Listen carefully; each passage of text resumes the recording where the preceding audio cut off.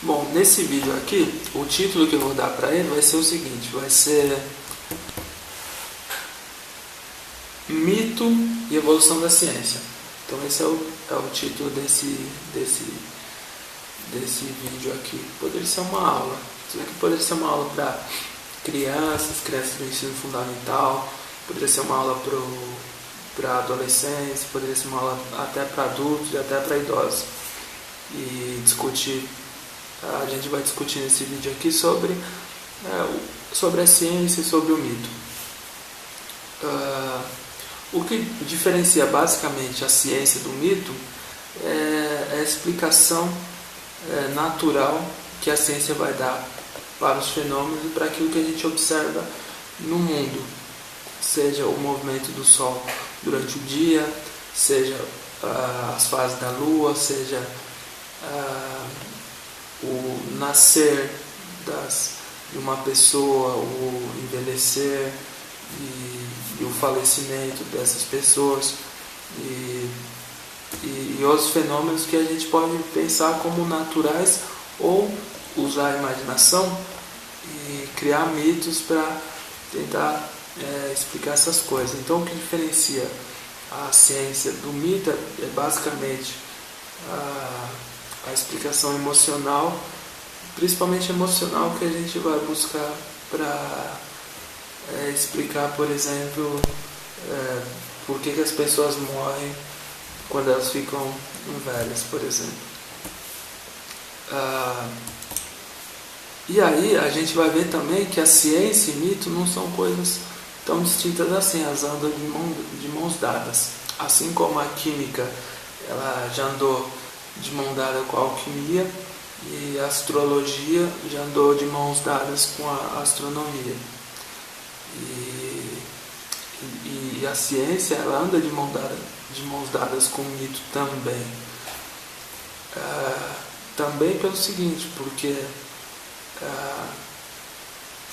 vai acontecer também uma coisa interessante, que é na história da humanidade, para o ser humano explicar fenômenos que sempre ou que foram observados, sempre existiram, vão surgir explicações que conforme o tempo vai passando e vai aumentando, nós vamos aumentando o entendimento sobre esses fenômenos, sobre essas coisas, então você vai dando outras explicações e aquelas mais antigas vão virando meio que um mito e as mais novas vão recebendo esse nome de ciência. Então também tem isso, você tem ciência antiga e ciência velha, e ciência antiga e ciência nova, ciência atual, ciência antiga e ciência atual. Então as ciências mais antigas é como se fosse um mito também, ela recebe ela fica meio com uma imagem meio mitológica do objeto de estudo. E a ciência atual acaba sendo acolhida como ciência, como a ciência. Então a gente vê que a ciência ela não está distante dos mitos, por exemplo, porque ela é uma forma de explicar o mundo, e quando ela não usa ela se desvencilha das explicações emocionais e imaginativas e tudo mais, então ela vai se caracterizando como ciência que vai sendo aperfeiçoada. A gente tem a lei dos 3 segundos, que vamos chamar assim, é um caso ilustrativo apenas, não tem nada de científico nisso, mas é uma ilustração, uma brincadeira, que se você deixar cair qualquer alimento no chão, antes de 3 segundos você pode pegar, que as bactérias ficam lá esperando. Olha só, caiu aí o objeto, caiu o biscoito, a gente não vai pegar porque a gente tem que esperar 3 segundos. E essa é uma explicação, a gente, por mais bizarro que seja, é uma explicação científica, porque a gente pode dizer que existem os seres macroscópicos, os seres humanos, os cachorros, os cavalos, os coelhos, as borboletas, os lagartas, os tamanduás e todos os objetos, todos os bichos daí. E existem bichos que a gente não vê, que vão ser micróbios, que são micro-organismos. Então você tem os micro-organismos E eles ficam lá esperando, e eles falam assim, ó, enquanto não passar 3 segundos, a gente não pode ir para esse biscoito, pegar o biscoito. E aí a pessoa pega o biscoito, come o biscoito, aí o biscoito está com micróbios e bactérias, e aí ela tem uma diarreia, e aí você observa que os micróbios pegaram o biscoito. Então você pode, você tem essa lei. E aí a gente pode pensar o seguinte, dar essa explicação. Falar que que essa lei dos 3 segundos ela funciona assim. Isso é uma explicação científica, uma explicação bem natural. E aí, conforme o tempo passa, e a gente vai tomando conhecimento do que acontece no mundo microscópico, a gente vai vendo que, na verdade, talvez não seja assim. Talvez as bactérias não fiquem esperando, não, olha só, passou 3 segundos, elas não têm toda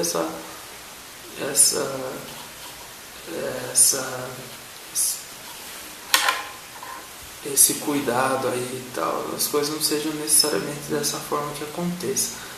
E aí, a gente pode dar outra explicação. Falar que uma explicação poderia ser que o biscoito caiu lá e antes de 3 segundos a quantidade de bactérias que tinha ali era uma quantidade pequena e aí você come, não acontece nada, mas quando você deixa mais de 3 segundos a bactéria foi para lá, os micro-organismos foram para lá e em questões de décimos e centésimos de segundos esses micro-organismos eles vão para a bolacha tem açúcar, tem coisa lá, tem comida para eles, então eles comem e em centésimos, décimos de segundo elas já começam a se reproduzir, então já começa a popular aquele biscoito e aí você pega e leva até a sua boca. Então esse tempo entre caiu, você pegou e levou para sua boca, já a população de bactérias aumentou muito, então você comeu ali, aí essas bactérias vão para o seu corpo, atacam os tecidos e as células e te dá uma diarreia, e aí você fala, nossa, passei mal,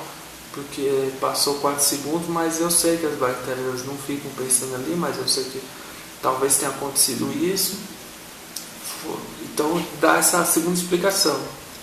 Então essa é uma explicação científica também. Então a outra não é uma explicação diferente dessa segunda. Ela só é mais aperfeiçoada do que a primeira, essa segunda. E aí se um microbiólogo um biólogo ele vai começar a estudar o que são os micro-organismos, as bactérias, e vai começar a explorar esse meio, vai começar a surgir outras explicações melhores e mais aperfeiçoadas. Então, isso é ciência, é uma explicação natural para a coisa. Então a gente tem uma lei que a gente está chamando de um fato observado. Então você tem a lei dos 3 segundos.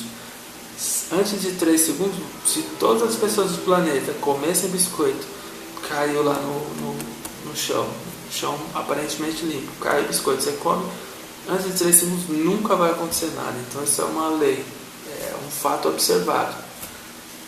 E as explicações vão ser essas explicações aí, que não invoca seres sobrenaturais, nem nada assim muito imaginativo, emocional. Então, por isso é uma ciência. Então, é uma explicação científica. As bactérias ficam esperando. Nesse processo de fazer ciência, existem então as hipóteses. Você vai fazendo hipóteses. E só depois que você confirma a hipótese e elas dão resultados esperados e está sempre batendo os resultados e com o que esperar, e está fazendo previsões e tudo mais.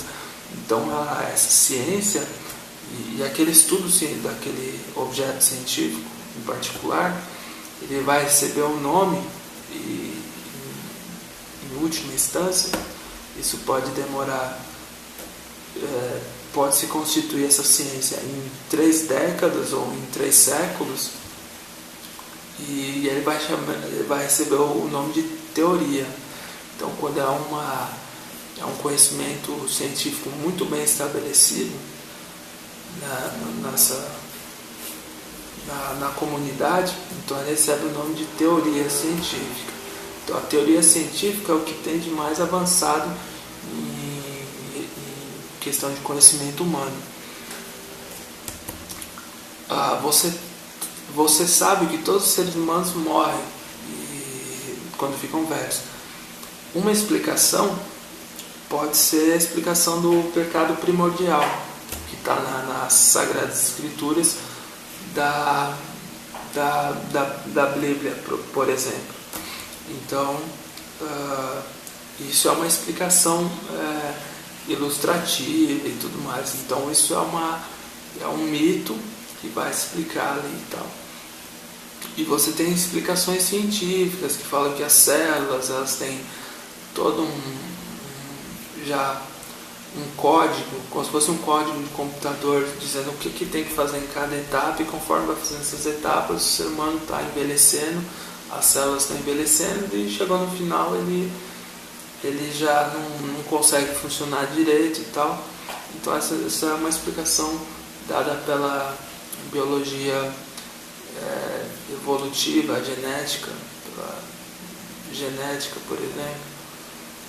E essa é a explicação científica, porque ele vai dar essa explicação natural, não vai recorrer a uma história de um pecado primordial, que a partir do momento que Adão foi o primeiro ser humano que surgiu, segundo essa explicação, esse ser humano ele comete um pecado, e a partir daquele momento todos os descendentes de Adão vão viver na Terra durante um período, e quando envelhecer vai morrer.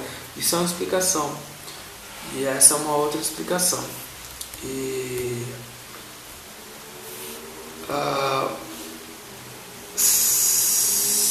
a ciência também, ela trabalha o seguinte: a explicação que vai ser considerada como científica, ela leva em consideração que vai ser a explicação mais simples do possível.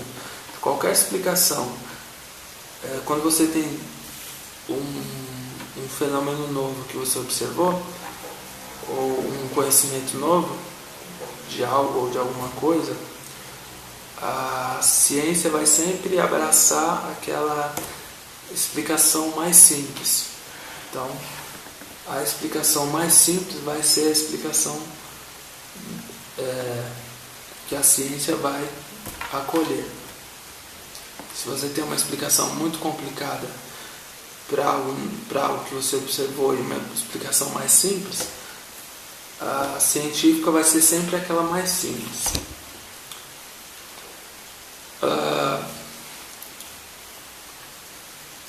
Quando a gente fala em ciência e mito, a gente tem no planeta Terra,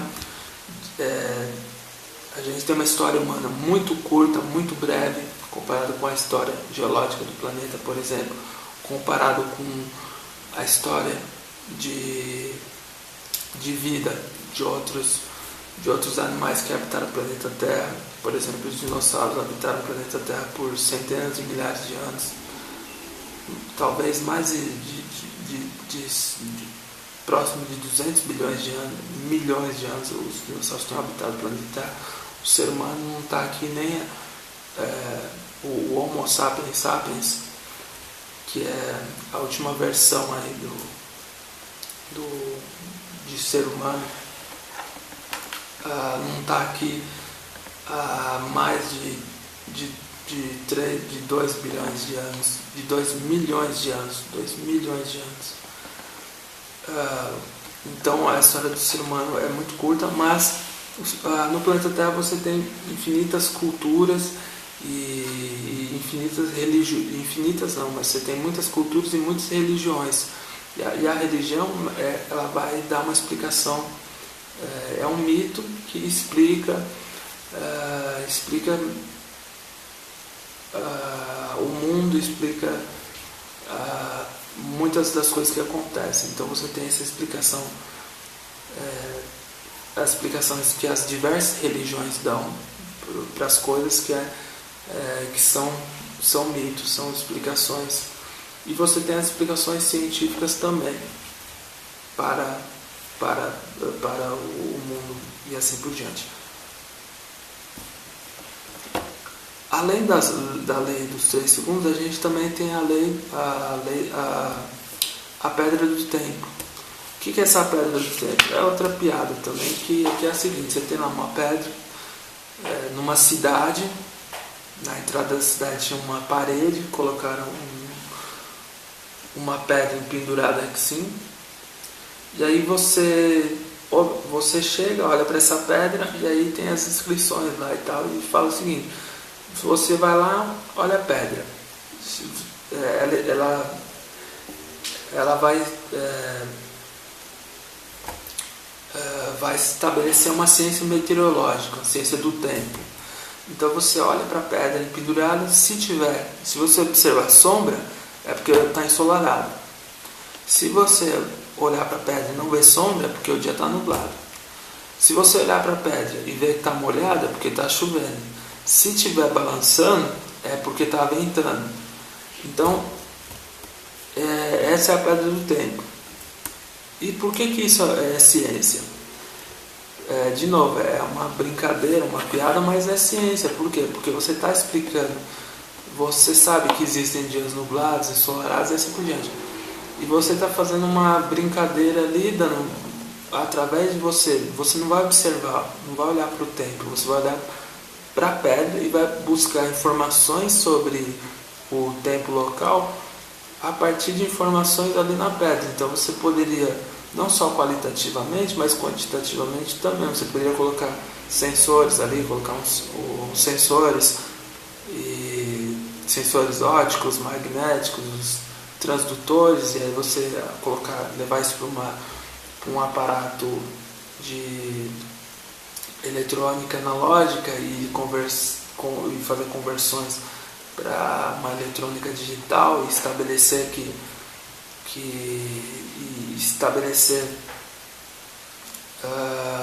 estabelecer leituras ali. Então ele fala, analisei aqui as imagens, deu sombra aqui, tá um dia ensolarado, não tá nublado, tá ventando, não está ventando.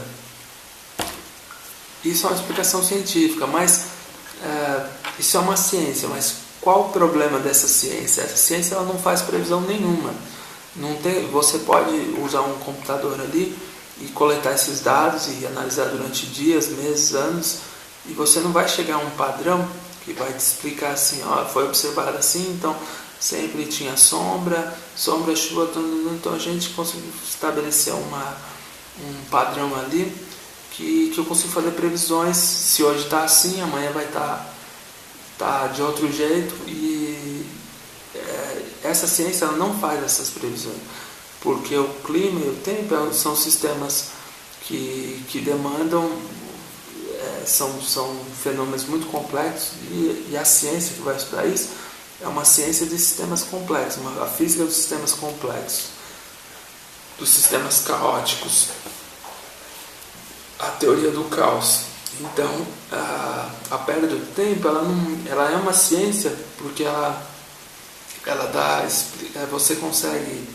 você não precisa olhar pro dia lá fora para você saber como que está o dia. Você olha para aquela informação. Então um computador coleta aquela informação e te dá uma informação em relação a outra coisa que você não está observando diretamente. Isso é ciência. Mas ela não faz previsões, então ela não é uma ciência, porque a ciência tem que fazer previsões. A ciência ela tem que dar resultados. Não adianta você conhecer os micro-organismos, mas você tem que saber que, conhecendo os micro-organismos, você vai saber que você precisa lavar as mãos antes de comer, por exemplo. Então isso científico, porque os micro-organismos vão morrer quando você utiliza um determinado sabonete, por exemplo. Então você consegue fazer previsões e tal. Então isso é científico. E a regra do tempo ele tem essa falha. Então ela é uma ciência incompleta. Por exemplo, você observa, a gente sabe que os planetas, você tem os planetas, tem a Lua, tem os objetos que caem.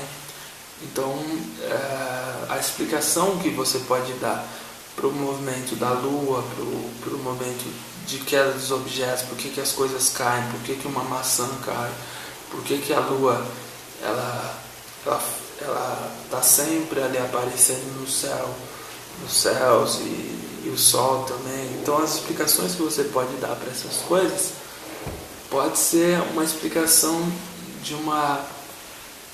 que foram as explicações que Isaac Newton deu. Então Isaac Newton ele é o pai da física e ele vai criar toda uma teoria da gravitação e ele vai dar uma explicação para essas coisas. Isso em 1600. Então Newton ele cria a física quando ele cria essa teoria da gravitação, essas teorias, essa teoria da gravitação. Então Isaac Newton ele vai criar a física, ele vai ser o pai da física, ao dar algumas explicações para esses movimentos e para o que acontece aqui onde a gente está, no planeta Terra. Explicações naturais, explicações que tem uma roupagem matemática que você pode fazer previsões. Então isso é uma ciência bem consolidada.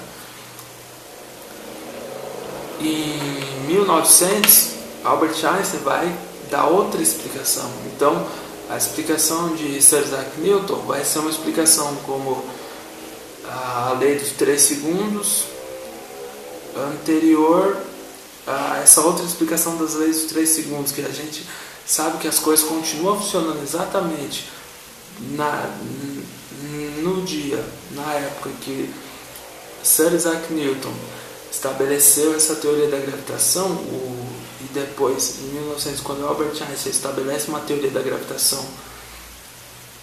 também o universo se comportava da mesma forma, e hoje o universo se comporta da mesma forma,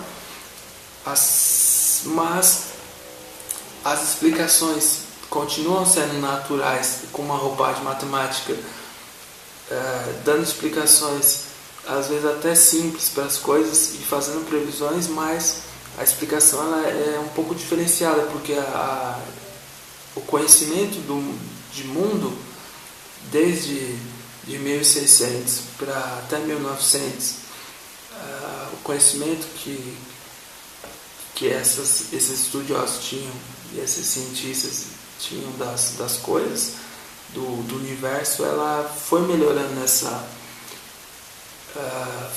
foram se sabendo mais coisas, se conhecendo mais, e aí chegou a explicações um pouco mais diferentes. Então você tem uma outra explicação que também é científica. Então a ciência de Newton é científica, mas a ciência de Albert Einstein também é científica e é mais completa, porque ela traz mais informações. Então a gente tinha a lei dos 3 segundos que falava que as bactérias tinham que ficar esperando, que era uma lei bem incompleta, meio que incompleta ali, e aí você aprendeu mais coisas sobre micro-organismos, e aí você deu uma outra explicação mais simples e melhor e tal, então acaba sendo melhor ali. Mas em todos os casos a gente observa que ciência ela nada mais é que uma busca de compreensão do universo e dar essas explicações o mais naturais e o mais simples possíveis. Então Essa é a característica principal da ciência. É isso daí. Então essa é uma discussão interessante que a gente pode transformar isso em uma aula, e seria isso. Seria a ciência, o mito e essa evolução científica. É isso aí.